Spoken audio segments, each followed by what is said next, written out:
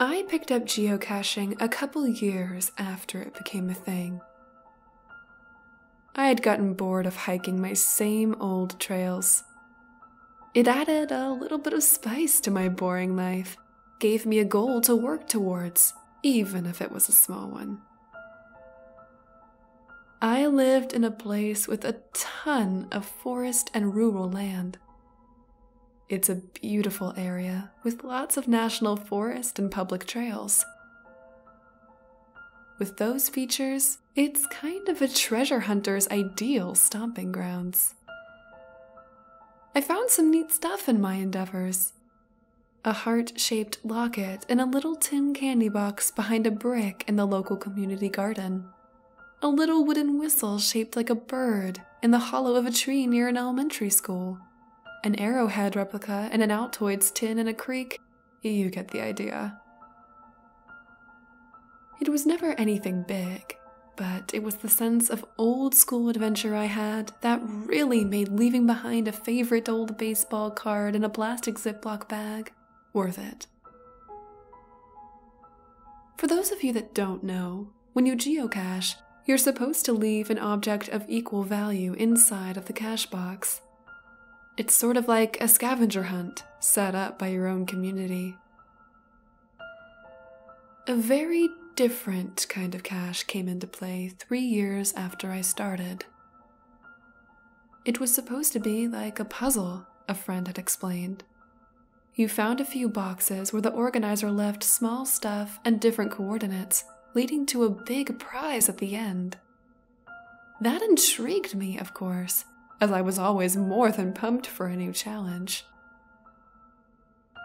After finding a brand new one that I was sure I'd been the first to pursue, I wrote the coordinates set down and headed out.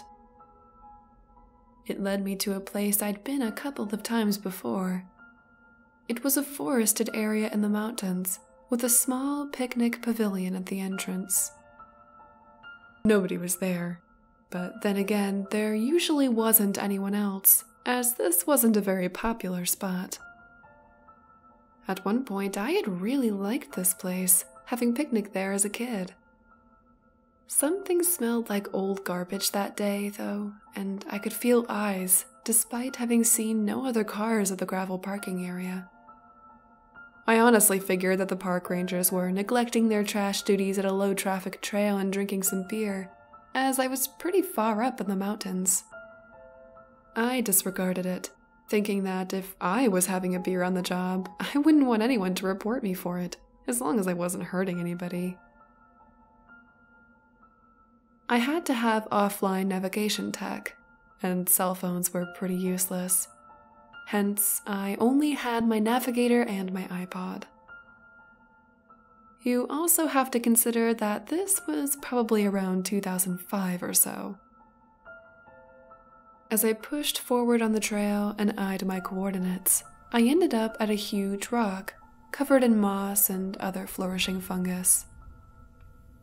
I looked up and down, finally spotting an unfinished wooden box hiding amongst lichens at the base of the rock. It had moss and wet leaves covering it, making it hard to see from most angles. When I opened the box, I'm pretty sure I gasped out an expletive. Inside was a tiny, desiccated mouse skeleton, along with the coordinate sheet. I busted out laughing just after. This was tragically funny. Some poor baby mouse had gotten in here somehow, eating the candy or bubblegum the last idiot had probably left inside. I placed a nickel from my pocket inside of the box and discarded the mouse skeleton. I walked for probably half an hour to get to the next cache, but between listening to my iPod and taking in the untamed nature around me, I really didn't notice. This time, the coordinates were for a clearing. This cache proved harder to find until I looked up. Tied to a fairly high limb of a tree skirting the clearing, there was what looked like a modified army canteen. Who the hell? I groaned. I was confused about why someone would choose such an inaccessible place for a geocache. This was a family game, for Christ's sake. I guess I was more miffed because the confusion didn't stop me from scaling the old tree as best I could. I managed to snatch the canteen off of the branch before falling on my ass. I was fine, just glad that it was over with so that I could get on to the next location. Hopefully it would be easier to get to than this one. I popped the canteen open via a split in the midsection, peering inside. What the hell? The words buzzed on my lips, like static.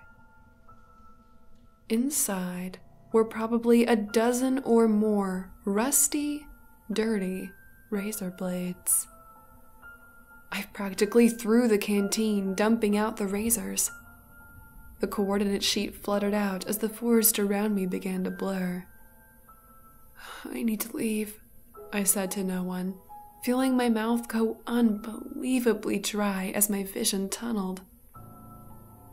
Miserably, I looked at the coordinate sheet on the dirt in front of me. It had landed right in front of me, like a taunt from God. Keep going straight on the trail. Don't even think about turning around. The message made chills run up and down my spine. I suddenly was all too aware of the presence of eyes on me once again. I really couldn't leave. There was really some crazy person out here. My mind regrettably went back to the foul garbage smell near the picnic area, making my stomach lurch. I walked in oppressive silence. Every snap of every twig made me go rigid. Every time a bird took flight, I would jump without fail. I was on pins and needles, scared of my own footfall and shadow. By this time, I was 40 more minutes away from where I had started. Now I was nearly an hour and a half away from my car, away from any road, away from safety. As much as that bothered me, what bothered me more was that I was an hour and a half closer to whoever the hell thought rusty razor blades were a good geocache prize. This thought sank deeper into the pit of my stomach when I saw that I was coming up on what looked like an abandoned mine shaft from when the area had been a hotspot for iron and coal. This was where the coordinate sheet had led me. I could hear water flowing somewhere in the dark of the unnatural cave. Taking a deep breath and using the dim light of my iPod as a torch, I stepped into the old shaft.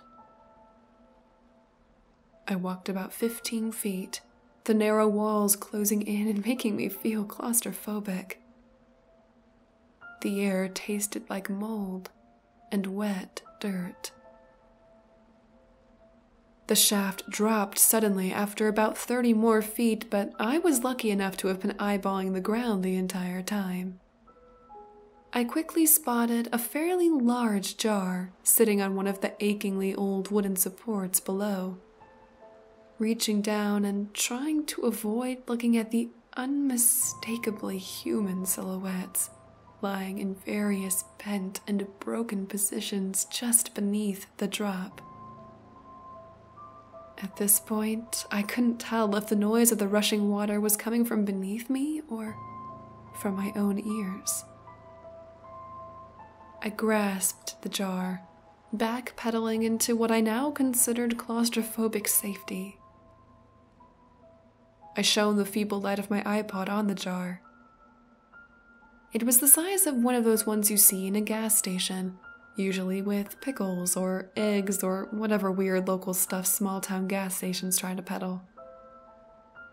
It took every ounce of willpower I had not to drop the container and shatter it, releasing the contents into the sodden earth beneath my feet, probably sealing my doom. Inside the slightly cloudy jar was a pair of pliers and probably 1,000 or so human teeth. I had been so absorbed in getting the hell out of the mineshaft that I tumbled out of the entrance into the failing light of sunset. The rusted jar lid popped open, sickening me further with a fetid smell. My hands shook as I pulled out the scrap paper from the jar of nightmares, trying to avoid looking at the dried bits of nerve and flesh clinging to some of the teeth. I mostly didn't want to think about how fresh some of them looked. The piece of paper only had one number this time. It wasn't a coordinate sheet. I flipped the paper over, praying for the gotcha to finally come. You know what to do. The number is how many I want. You are very lucky I'm not taking all of them. In the end, most would agree that 5 isn't a big number. $5 isn't a lot. 5 minutes isn't much time. Even 5 years can fly by once you get older. But pulling 5 teeth out of your own skull with dirty pliers, alone in the woods with some psychopath most likely watching you, that's a whole hell of a lot more than the quantity you probably imagine when you're thinking of 5. Yes, I told the police and reported it to the geocache headquarters, but the police and rescue squad supposedly found nothing in the mineshaft. There was no bloody jar of teeth, there were no corpses in the mine, and there wasn't even garbage in the trash cans. Geocache said that the cache I was hunting had never been registered to their site, which is bull, but I didn't press it. Even after rumors flew in a small town, rumors that I was crazy enough to rip my own teeth out in the woods, I didn't press it. I just moved on to greener pastures. I have 4 porcelain implants now. This was well over 10 years ago. I also have children now. My wife and I still love nature, and we've even taken the kids geocaching in high-traffic trail areas. She knows my story, though, and even if it's against her better judgment, I know she believes me because she avoids the topic of lost teeth around me when she can. She deals with the tooth fairy stuff too. Last year, my son asked me if we could go geocaching at an all too familiar location that popped up while we visited my parents. I told him no and bought him a Switch instead to keep the bombardment of "why not" away.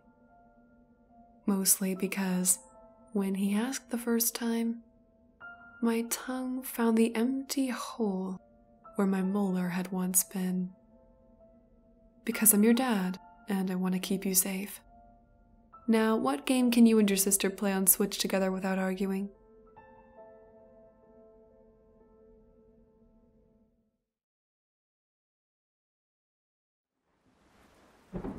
A huge thank you to all my poltergeists. Stephen Swiftbird, Shadow Blackhawk, Spirit Father, King Gallant, JTX31, Joker Smurf 3, Daniel O'Connell, Gary, Forever, Nathan Konirk, John, and Benjamin Kroon. Your donations are much appreciated, so thank you from the bottom of my heart.